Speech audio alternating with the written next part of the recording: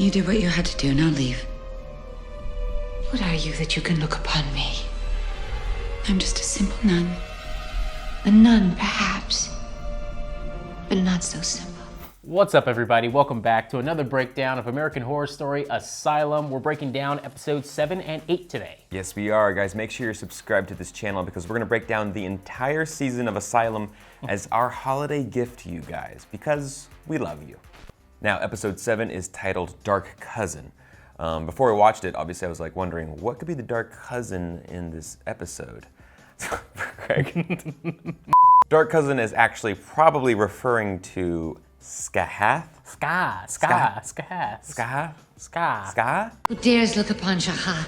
That's right, the Angel of Death is played by Frances Conroy, one of our favorites from American Horror Story. Yes. And she's, I guess, a distant cousin of whatever is possessing Sister Mary Eunice. Something like that. Yeah, we don't know what it is exactly yet. They haven't actually said if it's Satan. Right. Or just some demon. I think it's just some demon, but they haven't given it a name just yet. Right. But the addition of the Angel of Death is pretty cool into this world, right? All as soon black. as someone's about to die, Yes. they meet her and she gives him a kiss, which is like literally the kiss of death. Yes. And I guess if you're not ready, you can almost fight that off. I think that's where they're going with. So it's not necessarily just the person's will, but it's the external, what's going on outside them. Someone might save their life, et cetera, that might actually stop the person from kissing the Angel of Death. Okay, we're introduced to Miles at the very beginning of the episode, who's having a bit of a problem. He's hearing voices, Right. Which is why he's at that asylum in the first place, possibly. And somehow those voices tell him to write Skaha's name on the wall in old... Basically summon her. Yeah, summon her in, what is it, Aramaic, that the demon notices that was on the wall. It was like, what's going on here? That name on the wall. How do you know it?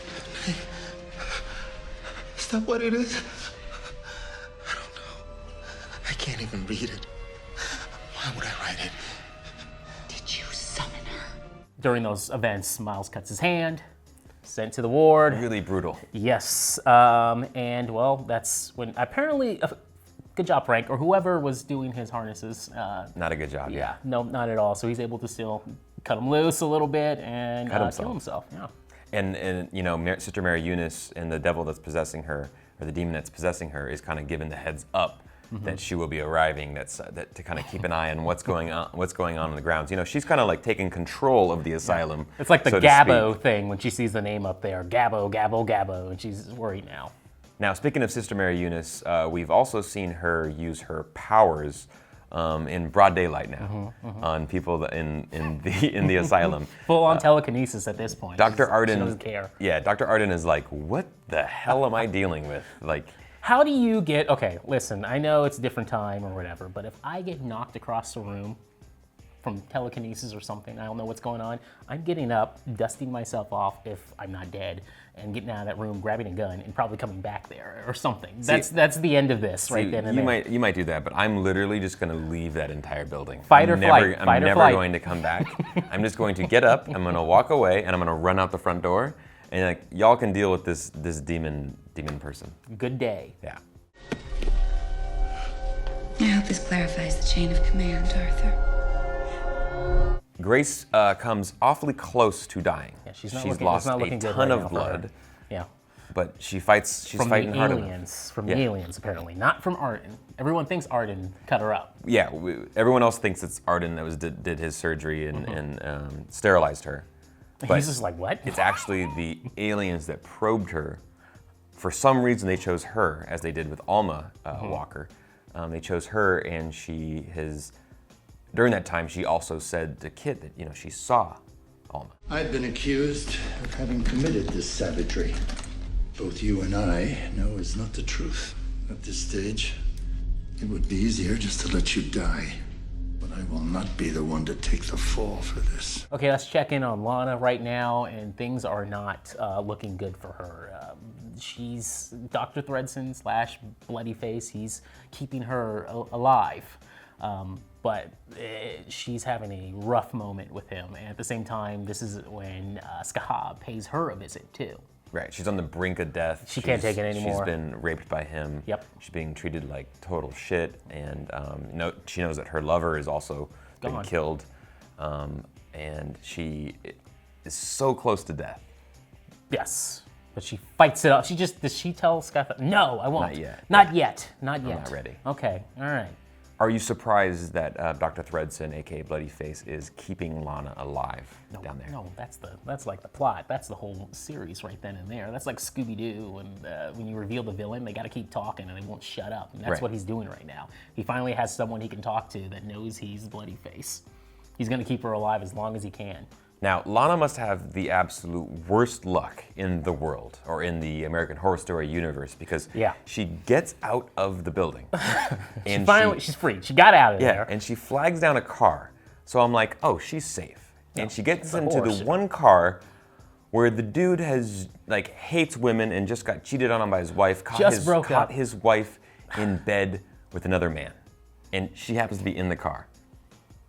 God, that's like, it's the worst scenario compared to like something like, let's say you're sitting down for a haircut and your barber's, he's on the phone with his like ex or his girlfriend, breaking up right then and there. It's like that kind of moment you're like, I gotta get the hell out of here. Don't put any scissors near my head. Not you. Not after everything. I can't take it anymore.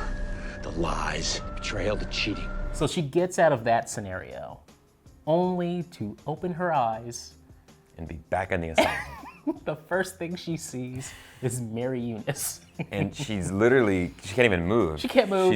She's stuck in bed, and she just survived the been in horrific, an horrific accident. kidnapping by a serial killer, and then a car accident. Yeah. And she's back at the asylum where she didn't want to be. And that's all these things had to happen in order for her to get free, and now she's just back to square one. This is the worst for her because, again, the episode starts off with rape, works its way down to a car accident, and then back at Briarcliff. Yeah, I mean, it's almost like if you told this story to somebody, they would never believe this. No. Like, eventually we're hoping that she can expose the asylum and what's going on there. But if you even said this, I would be like, there's no way that can all happen like that In much. one episode, In one too. episode, in one day of your life. Like, how could that many horrible things happen? But How did they write that many horrible things into the plot for this episode, too, and get away with it? Again, it's 2012, I understand, but there's so many hard-hitting points here in this episode. And you're like, damn, so many times you could just hit the eject button and be like, I'm done. With all that said, this drives home the fact that everyone is at their lowest point right now in the story. It's not looking good for anyone. They're on the brink of death. They're, if not have already faced death, and it does Death not is look good. literally walking around this Yeah. episode. They don't look like they're gonna make it out of this episode alive. Did you talk to Grace like I told you? I mean, she can testify that she saw Alma. My wife is not dead, and it proves I didn't do it. Now, last time we talked about Kit, he got tricked into kind of confessing on tape. Thredson set him up to take the blame for those murders. Good old Thredson. And he's trying to prove his innocence, but he doesn't really have a case. The only person that could back up his defense is literally a mental patient in the asylum, Grace. Yep. So Kit takes it into his own hands and assaults a lawyer. All I can think is, where are his handcuffs? Yeah, I mean, you and I have talked about this every single week. I get it. It's They a are fictional the worst television cops. show. They are the worst cops ever. I mean, Charlotte steals a gun off of a cop in the asylum. Yep. There's no cuffs on Kit right now when he's Again, just trying to get out. We know he wants to get out, so it's like. with that said, Kit could apparently, instead of just going back to Briarcliff or whatever the hell's going on every time someone escapes, they could just leave and they're not in the hell. story. They could just peace out. But Leave no. the town, leave the town. Also, side note, we now know that we can confirm that the demon knew all along that Thredson was Bloody Face. Yeah, definitely, and also didn't want anyone to find out that Thredson was Bloody Face. So that injection was probably a fatal one by Thredson to take care of the boy. Yes, remember the boy was kind of leaned into Thredson and said, "I love your work." So the demon knew exactly what Thredson was doing, his alter ego, and as soon as the demon then moved to Sister Mary Eunice, the demon was going to do anything it can to make sure that Thredson would kind of be given his space to operate, so to speak. So this episode repeatedly tricks us into thinking that someone's going to die any second. Yep. And the last one we get is from Jude, who's cutting her wrist in the bathroom. I thought she died. Yeah. I thought she died for a second. It definitely seemed like this was going to be the end of her. Like there was no other way to get out of the situation. You know, she stumbles upon Sam's murder. Yeah. And he's trying to explain to her that a nun did it. And the only nun she could think of, Sister Mary Eunice, but it's like, how believable is that? You know, that's not in her character at all, at least the Sister Mary Eunice that she knows. At that point, she was the lowest of the low, like we've seen from a lot of characters in the earlier part of this episode. So yeah, it looked like she had killed herself, but it was just a thought that passed through her head. So it was kind of cool to see the internals kind of at play there. It was a gotcha from Ryan Murphy, because at this point, we already had rape, car accident, everyone's on their lowest point. Someone's about to die any second now. And the Jude scene kind of like pulls at you. You're like, oh, this is it. This is the moment. Nope.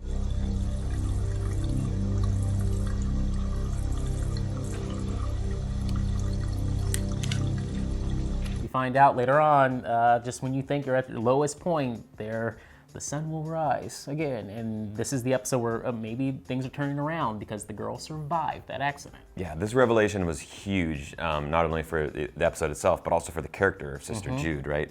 Her entire life up to, well, actually more recent part of her life has always been determined by what happened that night.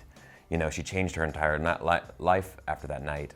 She gave away with drinking alcohol, and she committed herself to working at the asylum. Now, everything's kind of flipped on its head. Yeah, they never said she died. They said she was missing. Right. And then she just went away from that story altogether, and also because of the time period, too.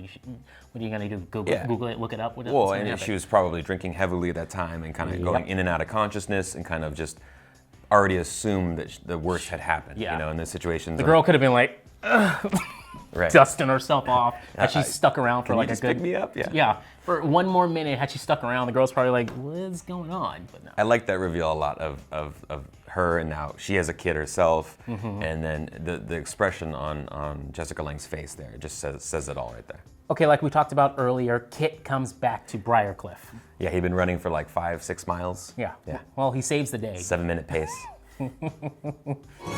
So I ran to the end of the road, and when I got there, I thought maybe I'd run to the end of town. President Carter, suffering from heat exhaustion, fell into the arms of... And when I got there, I thought maybe I'd just run across Greenbow County. So Kit comes back to the asylum to save Grace.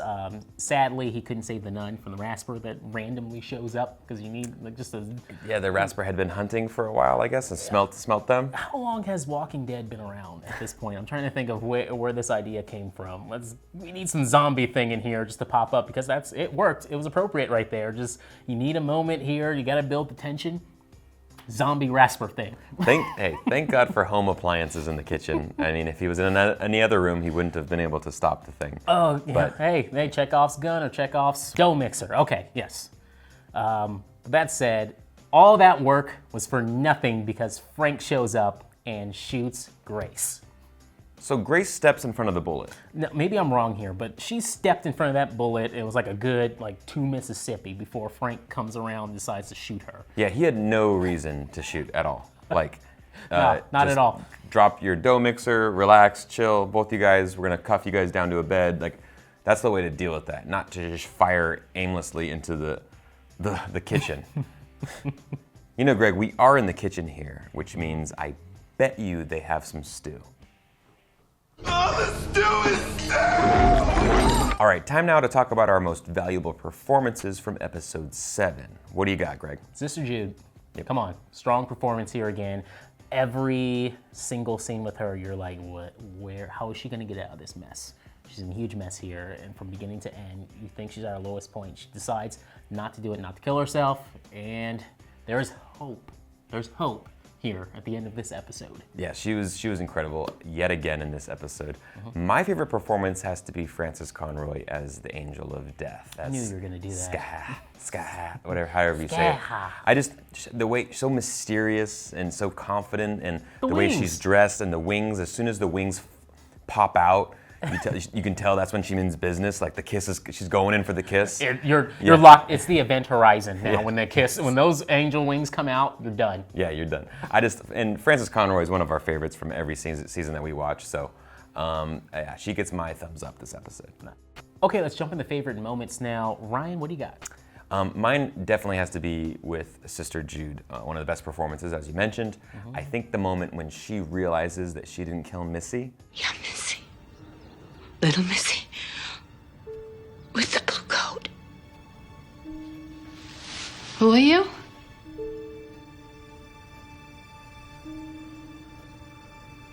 I'm so confused.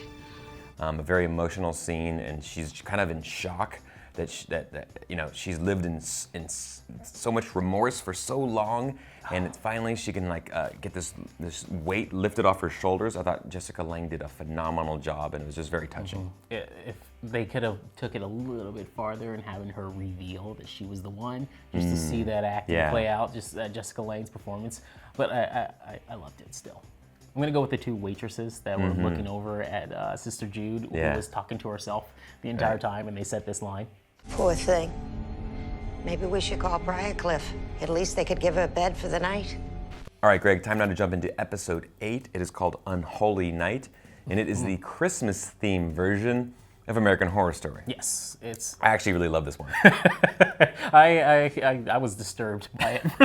What, you don't like homicidal Santa Clauses? Oh, that was good. That was really good. This Santa, he's up there right now. It doesn't get worse. I think like the robot Santa from Futurama is up there. I like bad Santa, badder Santa. This is like the worst Santa. This is ever. the worst. Yeah, this is the worst Santa. If you don't want, this is the last person you want to be locked in a room with. We'll get back to that later. Yeah. But right now, come on, this is.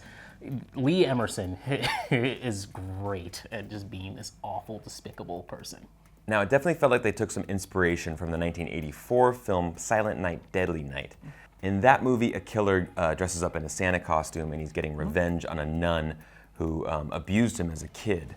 This is a little bit less of the revenge story, but it's basically how a guy turns into a homicidal maniac after being abused in prison. And Lee Emerson, played by Ian McShane, does an incredible job at showing just how crazy Santa Claus can be. He is. This is a great performance from him. I'm just ringing the bell 2 nights a week to get out of the house till my wife falls asleep. So Lee Emerson's backstory is that he was a petty thief, was gang raped in prison, either the Christmas Eve or the day of Christmas. They release him, and then I assume that this story takes place right then at that point, where he gets out and goes on his killing spree right then and there. Yeah, he goes into random families, ties them up, tortures them, kills them on Christmas Eve, and he killed about 15, I believe, of them on that night. Then he gets sent to the mental hospital, into the asylum, and he's basically, we find out that he's locked away because of some bad behavior. Yes, this is some Tarantino stuff right here. I think James Wan wrote this episode too. Now, Sister Jude gets back into Briarcliff for a second to try to take out the demon out of Mary Eunice. She thinks she's got an upper hand here just because she's got a knife to her throat. But she didn't know from the last episode that Arden got his ass knocked across the room. Sister, may I have a word?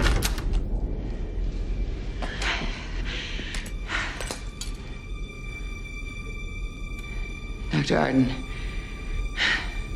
Co-security. We have an intruder. So after all that, Arden shows up and they have security take out Jude again. I have a feeling we're going to see her very soon again. But now let's talk about Arden and Mary Eunice, who have a little combo and they exchange gifts, disturbing gifts. Now, remember, this is after Arden has already kind of realized what's going on here. That she's a demon or something. That she's not a normal human being. Yes. That she has powers beyond imagine. So he kind of just has to play along if he wants to continue to do his thing and kind of keep his identity hidden in the asylum. He's got to be nice. He's got to be nice to Mary Eunice at least. Now, what does Arden gift Mary Eunice? Well, because she loves red. Right. All right, she loves red. She liked the red lingerie, now she likes these earrings. Satan! But with that said, he gives her the red earrings that are ruby earrings that were from the concentration camp, from a woman in the concentration camp who died. What a thoughtful guy, wow. Yeah, just when you think like Arden couldn't be any worse. You think maybe there's some kind of redemption arc coming or something weird. No way. He is He cannot be horrible redeemed. human being. He cannot be redeemed. I do like the dig that Mary gives to Arden. She's like, do they celebrate Christmas in your Nazi household? Right before he hands her a gift. Sick burn. Just a little one in there.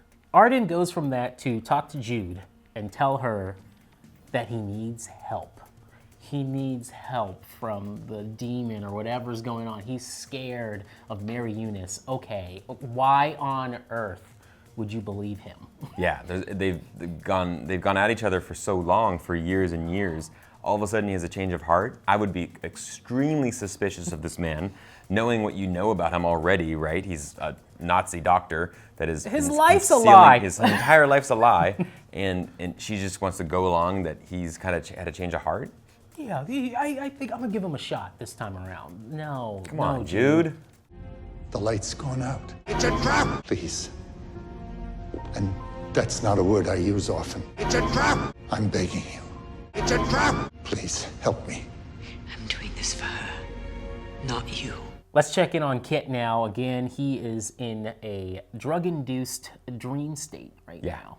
He sees, first off, he's delivering a Christmas tree home to Alma, and that quickly changes into Grace. He's dancing with Grace, and they're both pregnant, by the way. So when they're dancing, all I could think of was like Twin Peaks when Leland Palmer was dancing again to the photo of his daughter Laura Palmer. Just in the script. Just play the clip because that's one of my favorite all-time scenes.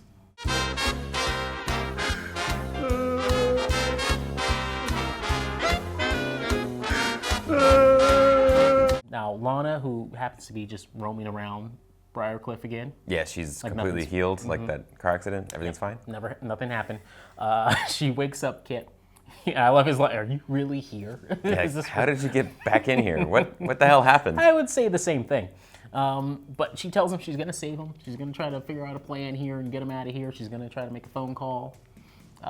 That phone call never happened because Dr. Thredson's there too. He shows up, of course. The whole gang's back at Briarcliff for a second. The big thing to note here is that Lana now trusts Kit in what he said to her before that he was innocent. Because she was locked up with she knows Bloodyface. the real Bloodyface. She knows exactly who is the real Bloodyface. She knows Thredson is the actual person that should be responsible for these murders, and that Kit was completely framed. So her first order of agenda is like get out of that place, but also get Kit free as well. She's a good person. She knows Kit didn't do it. All right, but she's got so many things piling on now for just distress of what she's got to take care of in the next, I don't know, seconds with Thredson coming after her. So Thredson and Lana have a quick conversation. He tells her that, well, he's cleaned up all the evidence. It's all gone. But he realized that he still has to probably kill her. He can't just take her word for it, his against hers. It's not going to happen that way. Yeah, and I totally believe him when he says that. Like, he probably went back to his place. Like, he thought about it again. Got rid of everything. The bowl. He seems, he seems. He gave it a kiss and then just put that away. Put that in the attic somewhere. No, you have to give that away. Garage sale maybe. I don't know. That would be. Hey, put that in an episode of American Horror Story. Just a little Easter egg in the background. I can see that in the future. Or like a garage sale, and then you have that bowl. Those lamps, maybe those lamps. The lamp, How much would those lamps go for in a garage sale? So remember, guys, Christmas is a big deal for the Catholic Church and for the Asylum. They have the big Christmas tree. They even do a big photo op. And they kind of let everyone come up and party. Even Lee Emerson. Yeah, even Lee Emerson, knowing what he's done on Christmas and twice how he gets this twisted little fix out of just kind of doing horrible things on Christmas. So even he's invited to hang out. I knew something bad from the start when I saw this. I knew something bad was going to happen. Monsignor Howard loves the tree too. I love that. Looking close, you see the syringe, the teeth, the fake teeth on the tree, and he has a star.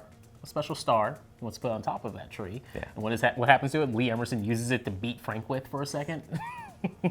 So I'm saying, do not let the serial killer out with Well, ornaments that he could kill people with. Mary Eunice, she said it best. She's like, you know, 2 steps forward, 1 step back. Right. All good.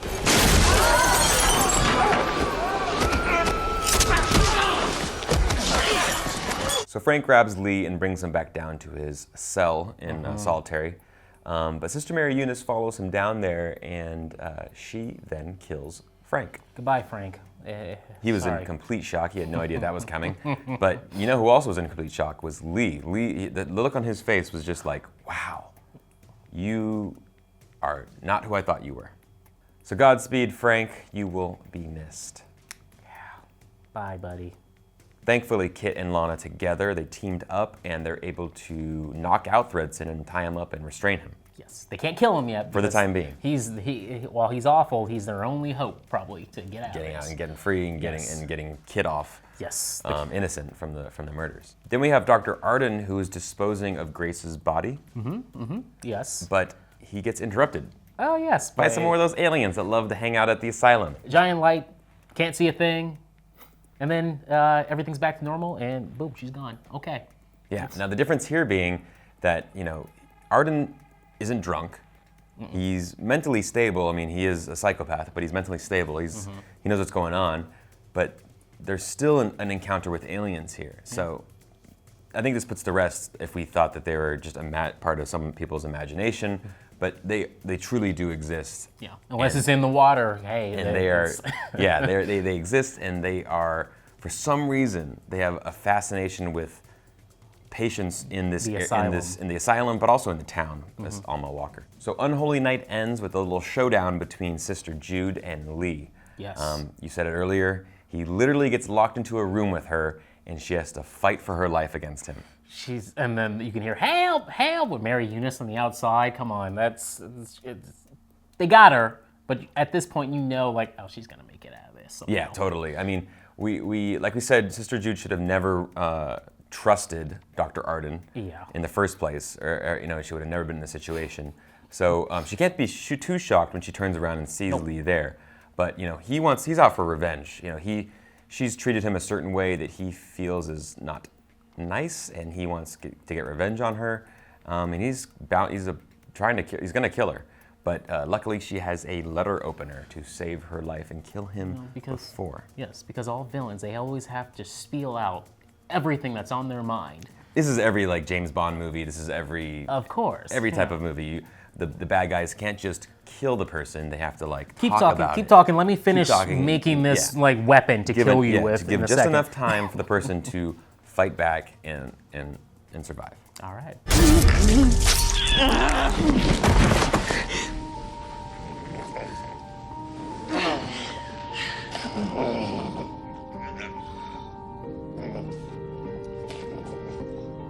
Now, one of the biggest questions I had after watching this episode was how all of this is going to affect Sister Jude moving forward. I mean, she was, you know, very much humbled by getting kicked out of the asylum, and then finding out that she did not kill Missy, and then coming so close to dying herself numerous times in this episode and the episode before. So I feel like this has to like alter her life in the way that she treats others, and just her line of thinking moving forward completely. She's going after Mary Eunice. She's got to take her out. Got to go after Mary Eunice, but she's also got to kind of reassess how she's been kind of running the day-to-day at the asylum as well. Okay, let's jump into most valuable performances. Who's your MVP for this episode, Ryan? Mine is easily Ian McShane as Lee Emerson, as the baddest Santa, the killer Santa. Disturbing Santa. He just plays crazy so damn good. He does. He was, you remember back, he was on Deadwood years ago, completely highly underrated TV show, if you haven't ever seen that. I think there's rumblings that they're going to make a TV movie. They're making a movie. Yeah, which I can't wait for that. But Ian McShane is great in almost anything he's in, and apparently he was like a big fan of American Horror Story before this. According to an interview with Entertainment Weekly, Ryan Murphy said that they had heard that he was a big fan, and they just wrote this. They wrote this whole story about a killer Santa on Christmas. And they sent it to him, and he said, yes, I'll do it, which is awesome to hear. That's how they got him. I was shocked to see him in this role. I didn't think that McShane would do an American Horror Story, like one-off villain, but it was perfect. I love Lee Emerson too, but I gotta go with Jude and her war on Christmas in this episode, or she claims there's a war on Christmas starting, and she even names drops Rudolph. She's calling it unadulterated blasphemy for the country. I love that. Okay, let's jump into favorite moments now. Mine has to be Lee Emerson going full-on Penguin from Batman Returns. The best Batman movie, by the way, Batman Returns, and he tears off that dude's nose. Yeah. That was pretty brutal. That was a great one. And you think you'd learn after that, like, let's not let him come outside anymore and play. Like, he should stay downstairs. My favorite moment was actually later on when, after Sister Mary Eunice kills Frank in front of Lee, when Lee's just kind of looking through the hole where they give him food, and he's just looking through, and he's just like, "Oh my God!" How did this get in the building? I pray we're not looking at a rampage. He was like so delighted, but also so shocked. It was just like the perfect evil moment. It's his Christmas present. It's like he got a new Nintendo 64. Yeah. That's it for us, guys. Thank you so much for watching. Hit us up in the comments and let us know what you thought of these 2 episodes below. And make sure to subscribe to the channel too, because we have all of your AHS coverage right here on the channel. See you guys. Bye-bye.